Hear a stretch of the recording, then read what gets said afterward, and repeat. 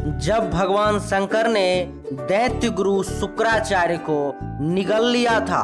दोस्तों, आज मैं आपको इसी के बारे में बताने वाला हूं। अगर आप इसके बारे में जानना चाहते हो तो आप इस वीडियो को लास्ट तक देखते रहो। इससे पहले मेरा आपसे एक निवेदन है कि यदि अभी तक आपने इस चैनल को सब्सक्राइब नहीं किया है तो सब्सक्राइब कर लें, ताकि मैं ऐसे ही अनेक प्रकार के विभिन्न विषय पर मैं लेकर के टॉपिक आता रहता हूं। और हाँ, यदि आप हिंदू धर्म से रिलेटेड दुनिया का कोई भी प्रश्न मुझसे पूछना चाहते हो तो आप मुझसे पूछ सकते हो। मैं आपके उस प्रश्न का उत्तर प्रतिदिन रात के 9 बजे या 7 बजे या 8 बजे 7 से 9 के बीच में एक वीडियो अपलोड करता हूं, जिसमें आपके प्रश्नों के सारे उत्तर रहते हैं। तो चलिए शुरू करता हूं और आपको बताता हूं कि आखिर इसके पीछे क्या कारण था। दानव गुरु शुक्राचार्य के संबंध में काशी खंड महाभारत जैसे ग्रंथों में कई कथाएं वर्णित हैं। शुक्राचार्य भृगु महर्षि के पुत्र थे। देवताओं के गुरु बृहस्पति अंगिरस के पुत्र थे।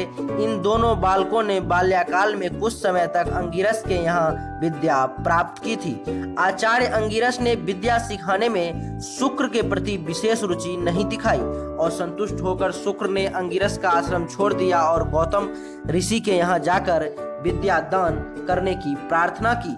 गौतम मुनि ने शुक्र को समझाया कि बेटे, इस समस्त जगत में गुरु केवल ईश्वर ही है, इसलिए तुम उनकी आराधना करो।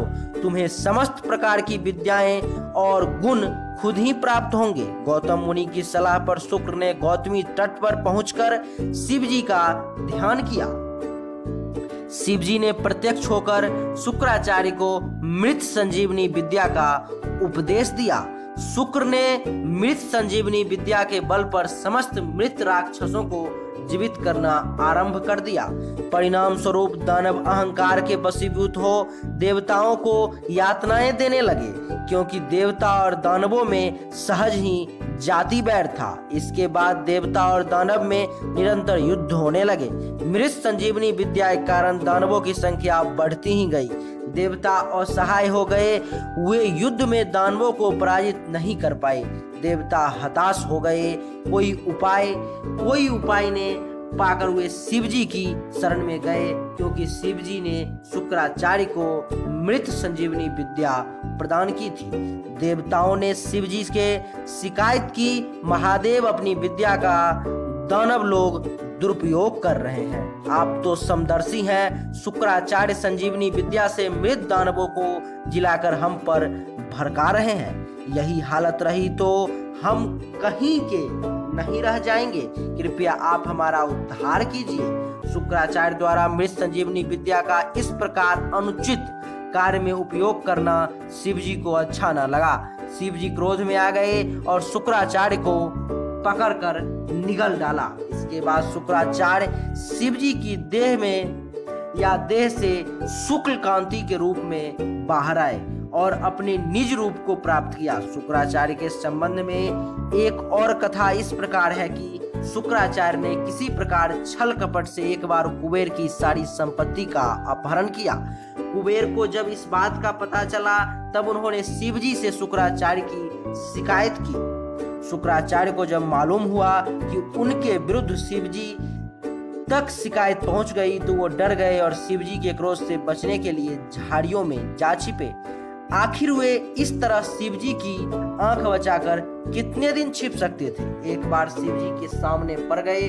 शिव जी तो स्वभाव से ही रौद्र हैं। शुक्राचार्य को देखते ही शिव ने उनको पकड़कर निगल डाला। शिव जी की देह से शुक्राचार्य का दम घुटने लगा। शिव जी की देह में शुक्राचार्य का दम घुटने लगा। उन्होंने महादेव से प्रार्थना की कि उनको शिव जी के देह से बाहर कर दे। शिव जी का क्रोध शांत हुआ। उन्होंने गुस्से में आकर अपने शरीर के सभी द्वार बंद कर दिए। अंत में शुक्राचार्य मूत्र द्वार से बाहर निकल आए।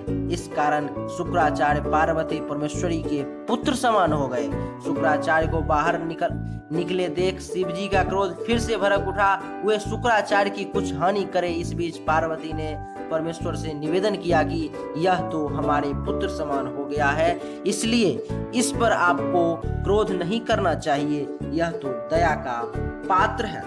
पार्वती की आराधना पर शिव जी ने शुक्राचार्य को अधिक तेजस्वी बनाया। अब शुक्राचार्य भय से निरापद हो गए थे। उन्होंने प्रियव्रत की पुत्री ऊर्जस्वती के साथ विवाह किया। उनके 4 पुत्र हुए, चंड, अकर्म, त्वष्ट और धरात्र। एक कथा शुक्राचार्य के संबंध में इस प्रकार है।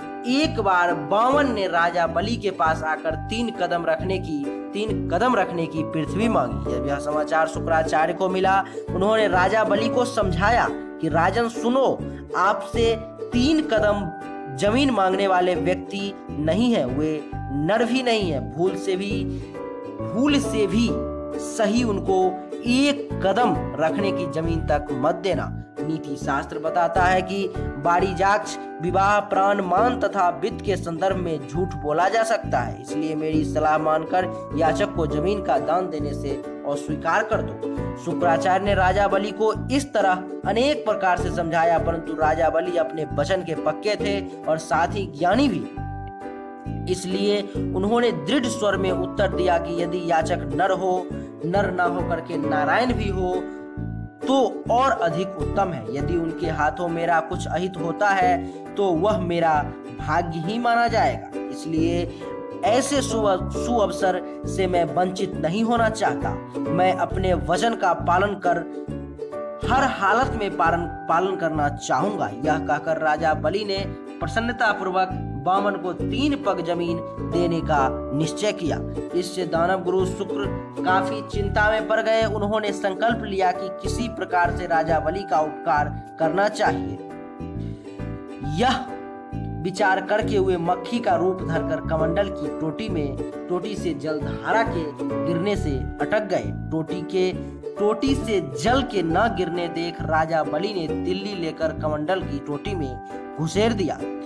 तिल्ली मक्खी की आंख में जा चुभी और आंख छितर बितर हो गई। परिणाम स्वरूप दानव गुरु शुक्राचार्य कान्हा बन गए। तब से दानव गुरु शुक्राचार्य कान्हा शुक्राचार्य कहलाए। तो दोस्तों, आज की हमारी यही वीडियो थी। मुझे लगता है कि मैंने आपको शुक्राचार्य के बारे में काफी ज्यादा और सब कुछ लगभग जितना संभव हो सकता था मैंने बताने की कोशिश की कि आखिर महादेव ने उन्हें क्यों निगल लिया।